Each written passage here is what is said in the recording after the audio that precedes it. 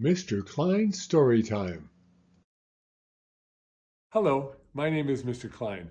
I've been an elementary school teacher for almost 30 years, and I love reading stories to young people just like you.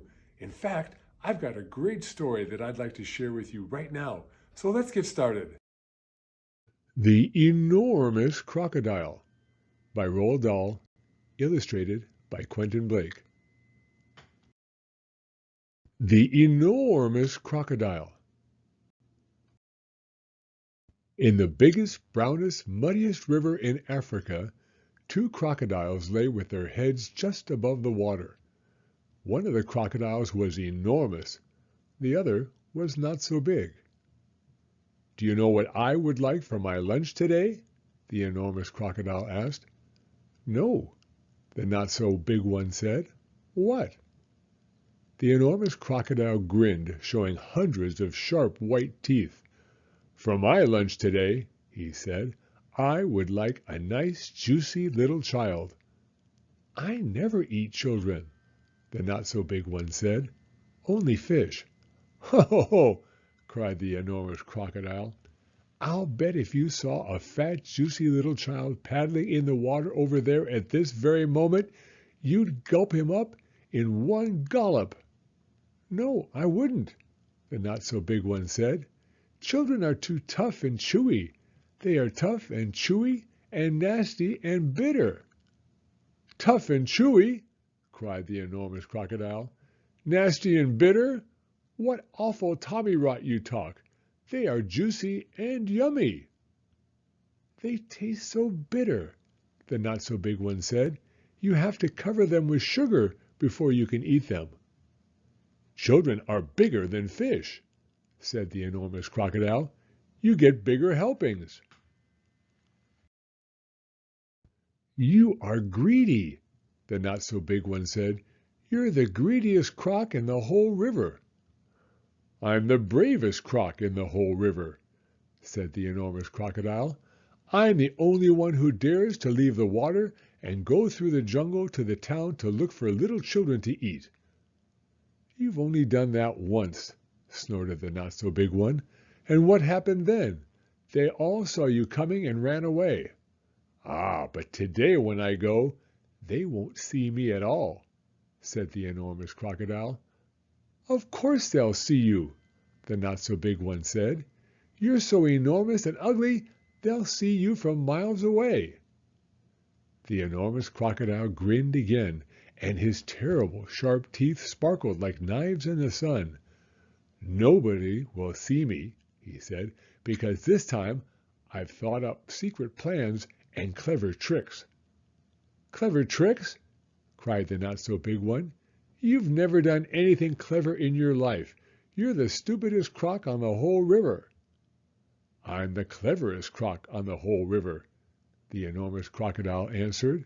"For my lunch today, I shall feast upon a fat, juicy little child while you lie here in the river feeling hungry. Goodbye." The enormous crocodile swam to the side of the river and crawled out of the water. A gigantic creature was standing in the slimy, oozy mud on the river bank. It was Humpty-Rumpy the hippopotamus. "Hello, hello!" said Humpty-Rumpty. "Where on earth are you off to at this time of day?" "I have secret plans and clever tricks," said the crocodile. "Oh dear," said Humpy-Rumpy. "I'll bet you're going to do something horrid." The enormous crocodile grinned at Humpy-Rumpy and said, "I'm going to fill my hungry, empty tummy with something yummy, yummy, yummy, yummy." "What's so yummy?" asked Humpy-Rumpy. "Try to guess," said the crocodile.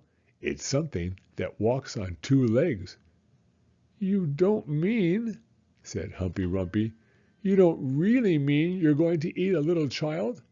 "Of course I am," said the crocodile. "Oh, you horrid, greedy, grumptious brute!" cried Humpy-Rumpy. "I hope you get caught and cooked and turned into crocodile soup." The enormous crocodile laughed out loud at Humpy-Rumpy. Then he waddled off into the jungle. Inside the jungle, he met Trunky the elephant. Trunky was nibbling leaves from the top of a tall tree, and he didn't notice the crocodile at first. So the crocodile bit him on the leg. "Ow!" said Trunky in his big deep voice. "Who did that? Oh, it's you, is it, you beastly crocodile? Why don't you go back to the big brown muddy river where you belong?" "I have secret plans and clever tricks," said the crocodile. "You mean you've got nasty plans and nasty tricks," said Trunky. "You've never done a nice thing in your life." The enormous crocodile grinned up at Trunky and said, "I'm off to find a yummy child for lunch. Keep listening, and you'll hear the bones go crunch." "Oh, you wicked beastly beast!" cried Trunky. "Oh, you foul and filthy fiend! I hope you get squashed and squished and squizzled and boiled up in the crocodile stew." The enormous crocodile laughed out loud and disappeared into the thick jungle. A bit further on, he met Muggle-Wump the monkey. Muggle-Wump was sitting in a tree eating nuts. "Hello, Crocky," said Muggle-Wump. "What are you up to now?" "I have secret plans and clever tricks," said the crocodile. "Would you like some nuts?" asked Muggle-Wump. "I have better things to eat than nuts," sniffed the crocodile. "I didn't think there was anything better than nuts," said Muggle-Wump. "Aha!" said the enormous crocodile. "The sort of things that I'm going to eat have fingers, toenails, arms and legs, and feet." Muggle-Wump went pale and began to shake all over. "You aren't really going to gobble up a little child, are you?" he said. "Of course I am," said the crocodile, "clothes and all. They taste better with the clothes on." "Oh, you horrid hoggish croc!" cried Muggle-Wump. "You slimy creature! I hope the buttons and buckles all stick in your throat and choke you to death." The crocodile grinned up at Muggle-Wump and said, "I eat monkeys too." And quick as a flash, with one bite of his huge jaws, he bit through the tree that Muggle-Wump was sitting in, and down it came. But just in time, Muggle-Wump jumped into the next tree and swung away through the branches. A bit further on, the enormous crocodile met the Roly-Poly Bird. The Roly-Poly Bird was building a nest in an orange tree. "Hello there, enormous crocodile," sang the Roly-Poly Bird. "We don't often see you up here in the jungle." "Ah," said the crocodile, "I have secret plans and clever tricks." "I hope it's not something nasty," sang the Roly-Poly Bird. "Nasty?" cried the crocodile. "Of course it's not nasty. It's delicious. It's luscious. It's super. It's muscious. It's duper. It's better than rotten old fish. You mash it and munch it. You chew it and crunch it. It is lovely to hear it go squish." "It must be berries," sang the Roly-Poly Bird. "Berries are my favorite food in the world. Is it raspberries, perhaps? Or could it be strawberries?" "Ha ha ha ha!" The enormous crocodile laughed so much his teeth rattled together like pennies in a piggy bank. "Crocodiles don't eat berries," he said. "We eat little boys and girls, and sometimes we eat roly-poly birds as well." Very quickly, the crocodile reached up and snapped his jaws at the roly-poly bird. He just missed the bird, but he managed to catch hold of the long, beautiful feathers in its tail. The roly-poly bird gave a shriek of terror and shot straight up into the air, leaving its tail feathers behind in the enormous crocodile's mouth. At last, the enormous crocodile came out of the other side of the jungle into the sunshine. He could see the town not far away. "Ho, ho," he said, talking aloud to himself. "Ha, ha! That walk through the jungle has made me hungrier than ever. One child isn't going to be nearly enough for me today. I won't be full up until I've eaten at least 3 juicy little children." He started to creep forward toward the town.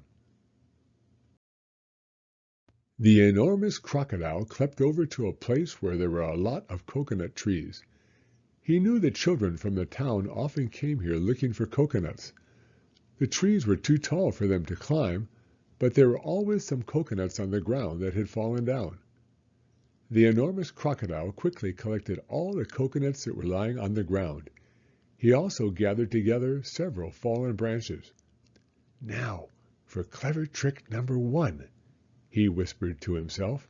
"It won't be long before I am eating the first part of my lunch." He took all the coconut branches and held them between his teeth. He grasped the coconuts in his front paws. Then he stood straight up in the air, balancing himself on his tail. He arranged the branches and the coconuts so cleverly that he now looked exactly like a small coconut tree standing among the big coconut trees. Soon 2 children came along. They were brother and sister. The boy was called Toto. His sister was called Mary. They walked around looking for fallen coconuts, but they couldn't find any because the enormous crocodile had gathered them all up. "Oh, look!"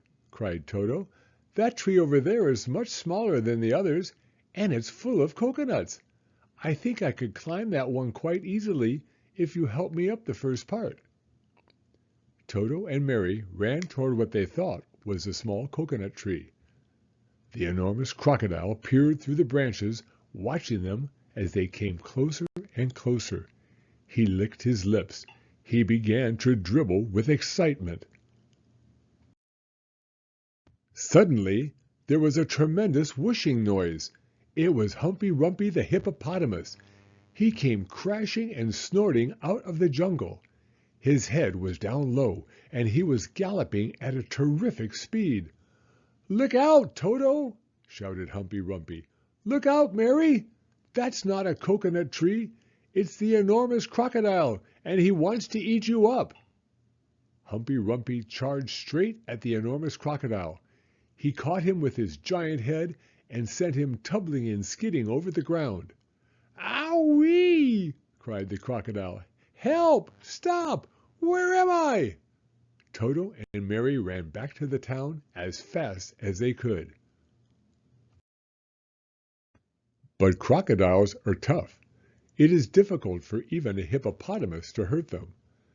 The enormous crocodile picked himself up and crept toward the place where the children's playground was. "Now for clever trick number 2, he said to himself. "This one is certain to work." There were no children in the playground at that moment. They were all in school. The enormous crocodile found a large piece of wood and placed it in the middle of the playground. Then he lay across the piece of wood and tucked in his feet so that he looked almost exactly like a seesaw.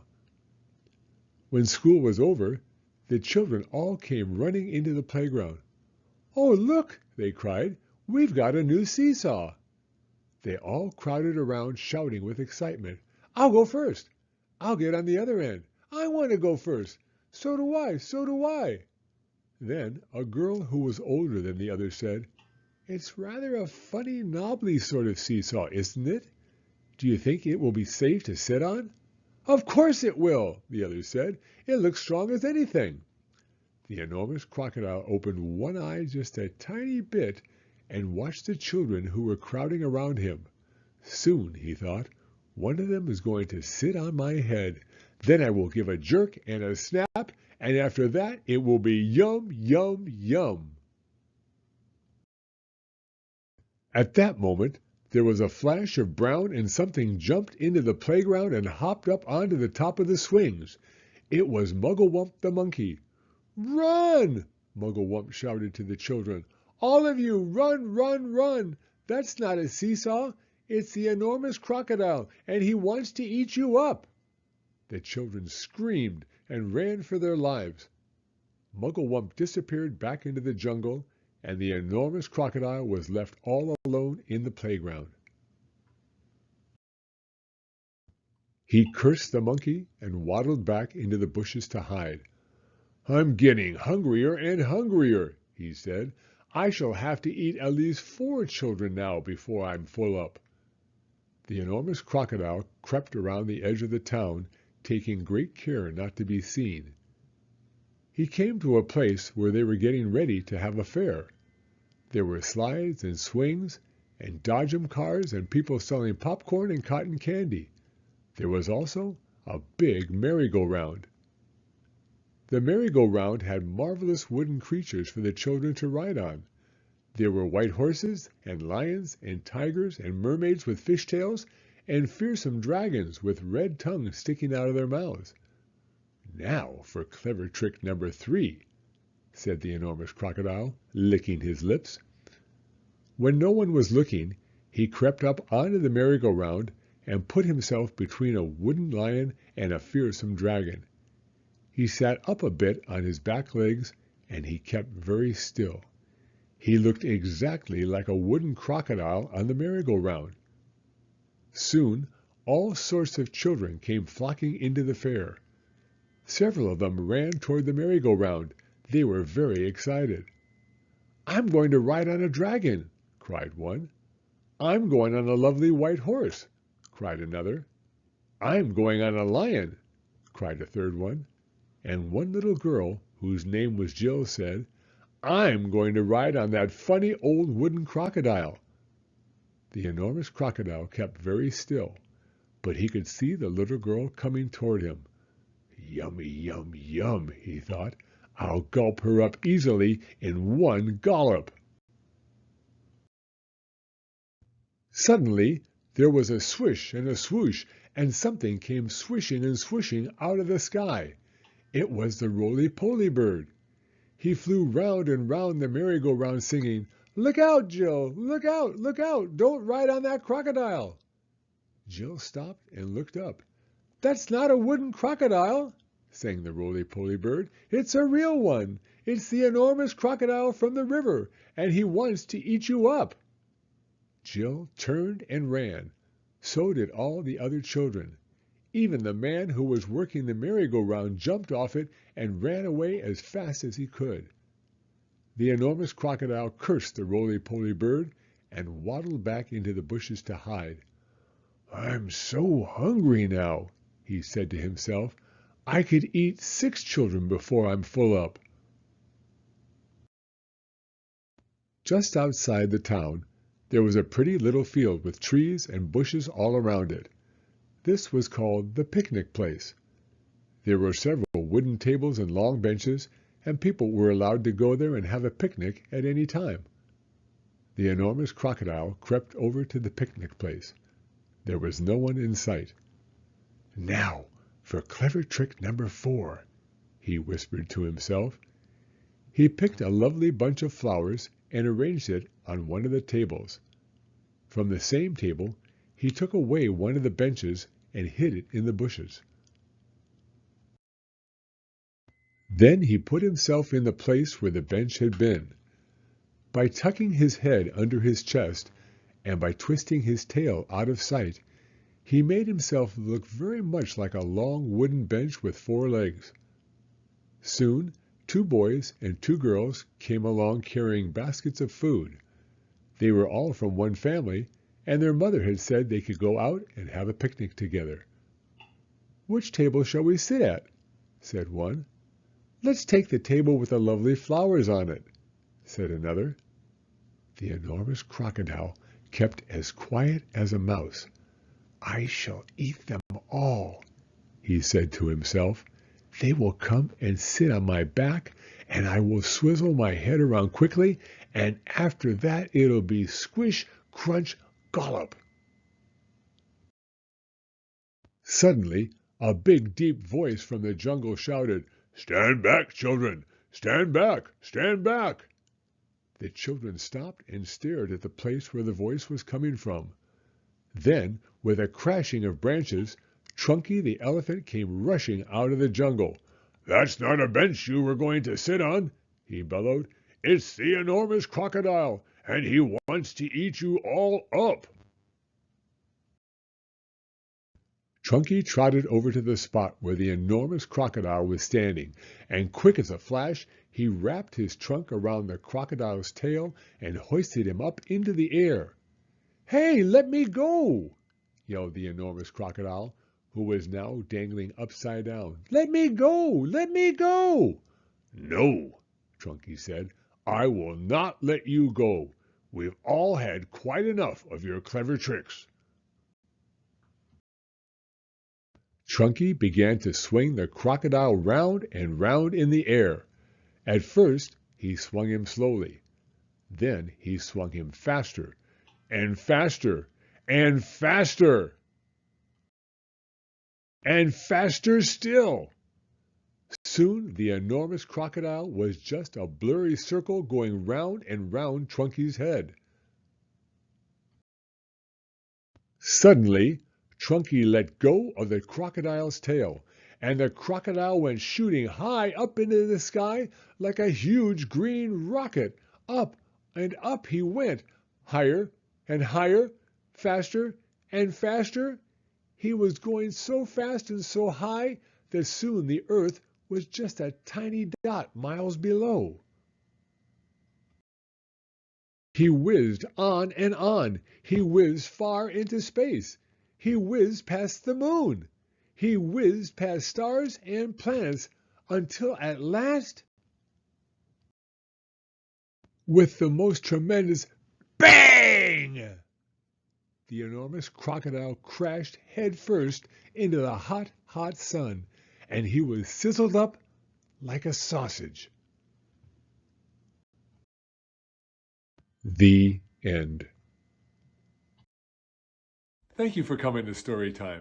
If you like this video, please give it a thumbs up. I read new stories every week, so be sure to hit the subscribe button if you'd like to hear another one. Hope to see you again soon.